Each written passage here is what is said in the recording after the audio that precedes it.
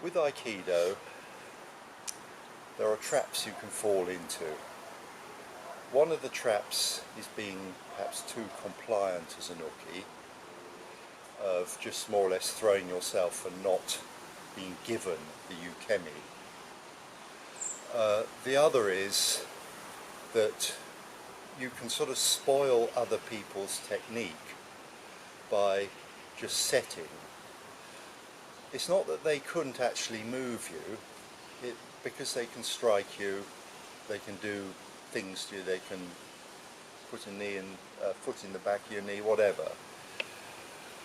So it's a fine balance between showing that a technique isn't quite right and just pointlessly spoiling technique.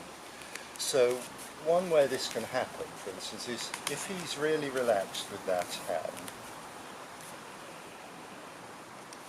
A very common mistake is that you go here and the point is your shoulder raises, and at that point he's now leaning on me, so I can't come back.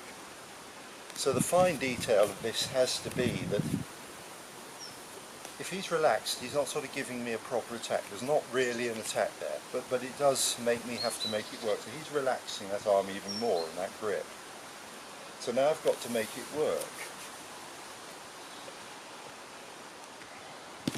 without any significant strength. And in order to do that, rather than sort of going up here and raising the shoulder, I need to think in terms of going across his posture like that.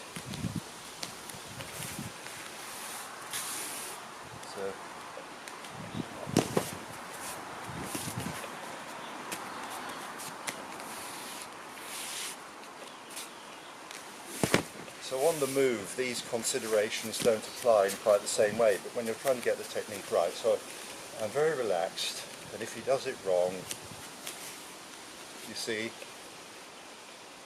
I'm leaning forward, and the only way he can do it is strength. So now he does it correctly.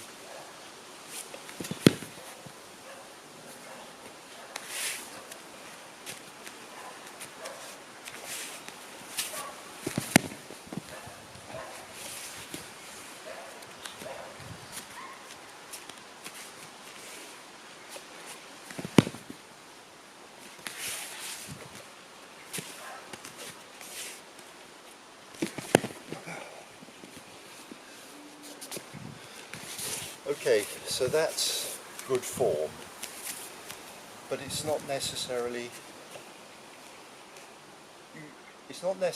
quick enough in actual practice.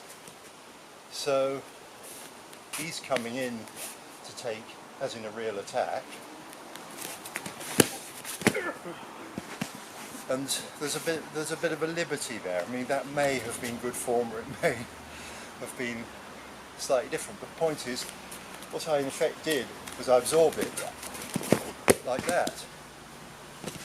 I mean, if he's just standing there softly, I can't absorb it like that.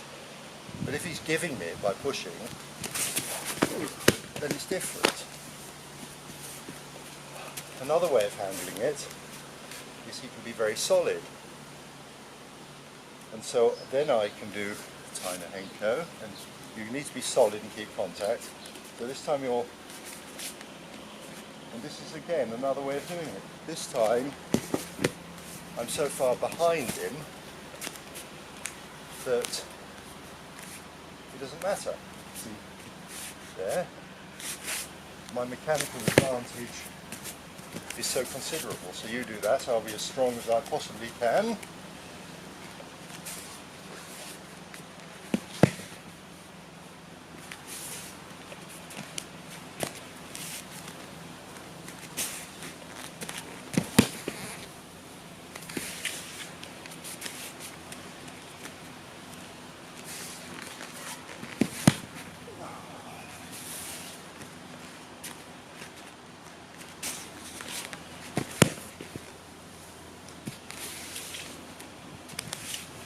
So what it comes down to really is a question of knowing how you're training. So if you're training practically, say with a Menski punch,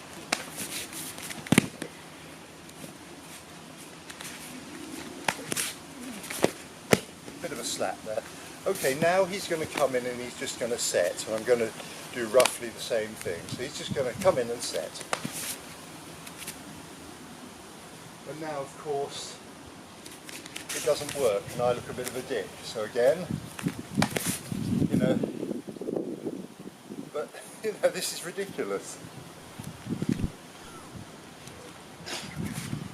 You know, for a practical technique, it really does not profit you to do that, because they're just going to find an almost instant way of inflicting pain on you somehow. So when you're attacking,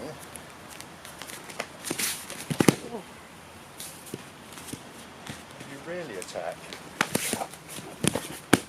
And I have to adapt my technique as well. I mean, part of it is that you don't necessarily want to hurt the other person. So, you know, if I were to go in full bore, I would just end up hurting them, and that's not the idea of Aikido, so I feel it and adapt. Now the same is also true of normal Irumandagi.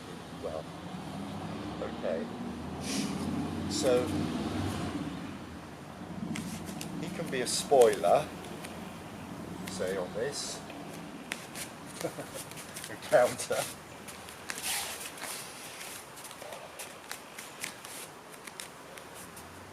You know, whatever there's ways he can sort of spoil it while he's static.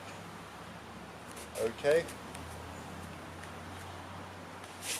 So what I do if that happens is I get right in.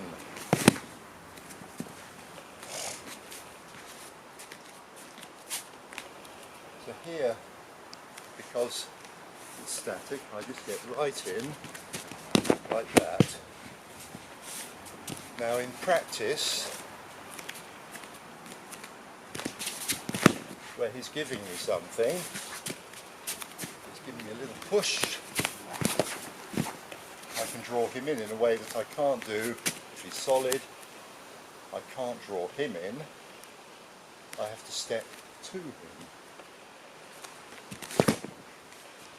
And you can make that adjustment very quickly, and once again nobody's going to attack like that. So if it's a punch, there's a really practical, unpleasant form of Irumandagi for you. Or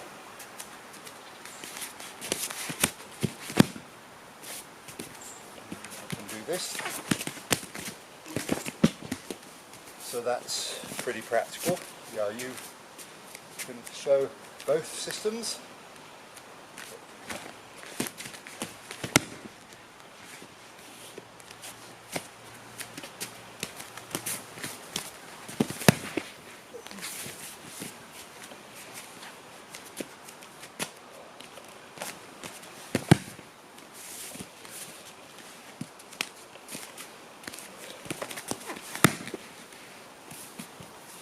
Okay, now I'm going to set and be awkward.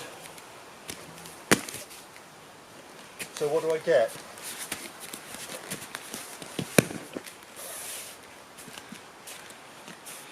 I mean, okay, so set and be awkward. Bang! What do I get? Of course it's practical. You know. So you've got to know how you're training. So another point with the Irumandagi is that basically he's coming in with a punch and I'm just deflecting it like that. So it's as easy as that. Other hand. So it's very easy then for me to go here and here. So he can deflect my punch just as easy, just slap it aside and also forward, you'll notice.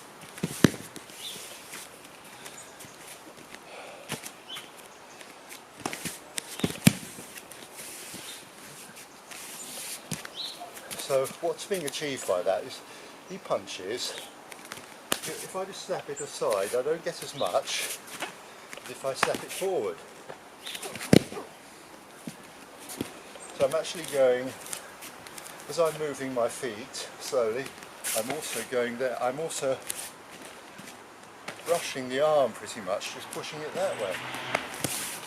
And then, whatever. Now, so that can translate into this.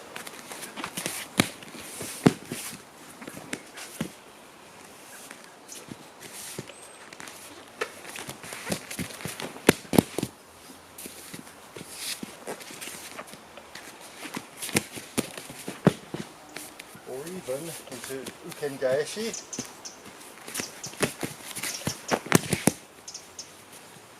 You use combination.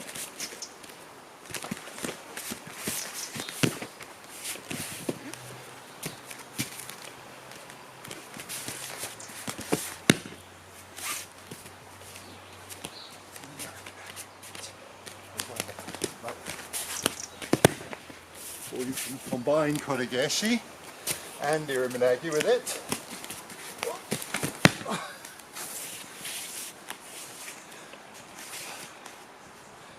And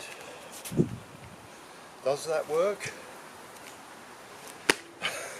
Most of the time. Oops. So what I'm trying to show there is a bit about the mindset of Aikido and how it works. When I attack, the attack has to be committed. Doesn't mean it has to be maniac. For instance, we can slow it down. If you're dealing with a beginner, for instance, the attack might be low. But the point is, I'm going to do it to his face, Menucci.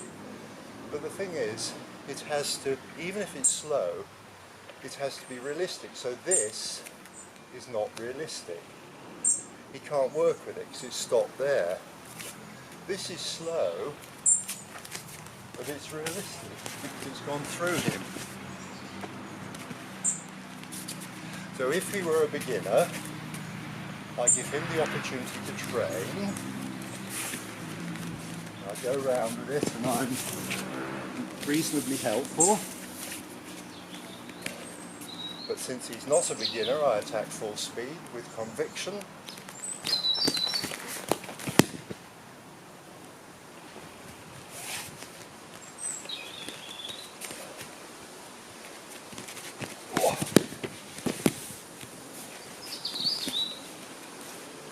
And then he can give a proper response.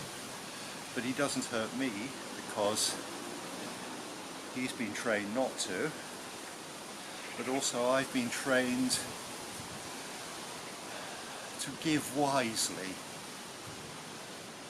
To give before it breaks, basically. I mean, in the street this might happen like this, say, koregeshi. And then I decide to be awkward.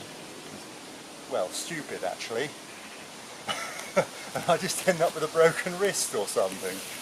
But the minute I feel that potential for a broken wrist coming on, I take ukemi.